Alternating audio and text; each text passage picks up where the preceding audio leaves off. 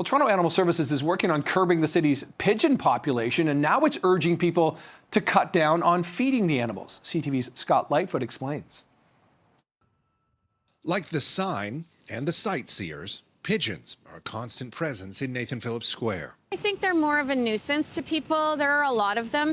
On the ground, the arches, even the benches, there aren't too many spots that you can't spot a pigeon and what they leave behind. The excrement can be an issue.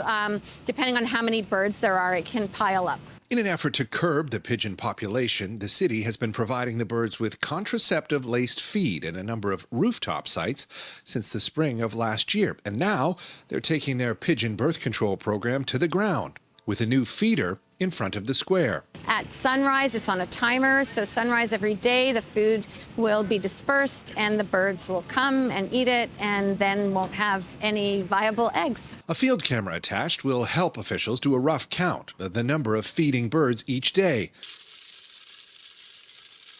Similar feeders have been used in Barcelona. That city started its population control program back in 2017, and officials say they've seen a yearly decrease of 20 to 30%. Officials here hope to reduce Toronto's pigeon population by half within a few years. It's not great for these birds to be out in the elements. They don't live a long time, 2 to 3 years. It's a pretty tough life for them. They are domestic animals and that have been abandoned. They're feral.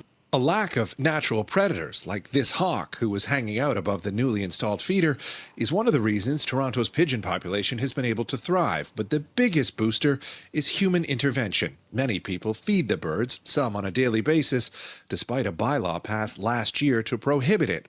Officials here hope by educating people not to feed the pigeons and expanding their contraceptive feed program, they should be able to ground the soaring numbers of pigeons in this city. They shouldn't then be as much of a nuisance for people. Scott Lightfoot, CTV News.